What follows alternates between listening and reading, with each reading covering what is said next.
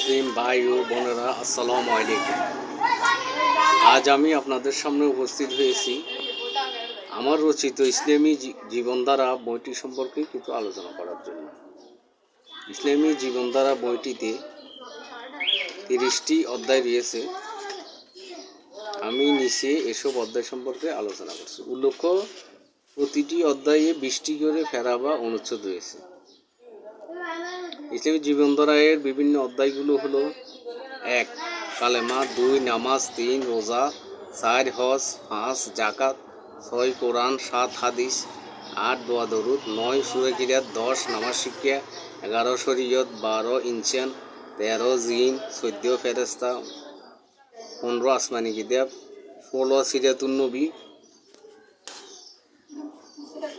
17. আখেরাত, 18. ইসলামী প্রাথমিক শিক্ষা, 19. ইসলামী উচ্চশিক্ষা, 20. ইসলামী বয়স্ক শিক্ষা, 21. ইসলামী ফাউন্ডেশন, 22. ইসলামী সংস্কৃতি, 23. ইসলামী দর্শন, 24. প্রাক ইসলামী যুগ, 25. ইসলামের আবির্ভাব, 26. ইসলামের মধ্যযুগ, 27. ইসলামী জগৎ, 28. ইবাদত, 29. আকাইদ, 30. আখলাক।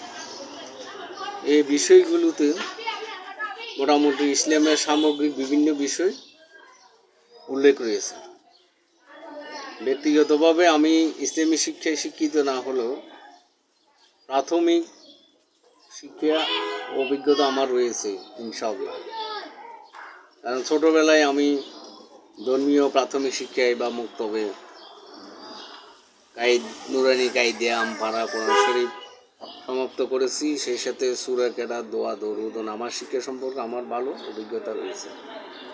পরবর্তীতে বাংলা শিক্ষায় যখন আমি কলেজে অধ্যয়ন করি, তখনও আমার আইএ এবং বিএতে ইসলামী সংস্কৃতি, ইসলামের ইতিহাস, মুসলিম দর্শন সম্পর্কে আমার অধ্যায় ছিল।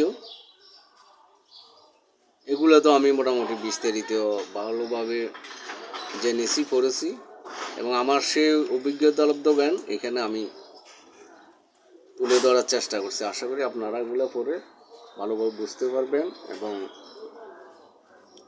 সঠিক তথ্য ধারণা পেতে পারবেন বলে আমি আশা করি। ইসলামিক জীবনধারা বইটি 30টি অধ্যায়, প্রতি অধ্যায়ে 20টি বা অনুচ্ছেদ রয়েছে।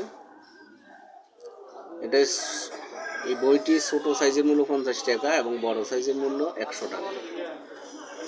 আগ্রহী পাঠকেরা যদি কিনতে চান তাহলে আমার সাথে যোগাযোগ করুন এবং কমেন্ট করে জানাবেন। এই বলে আমি আমার আলোচনা এখানে শেষ করলাম। খোদা হাফেজ। বাংলাদেশ জিন্দাবাদ।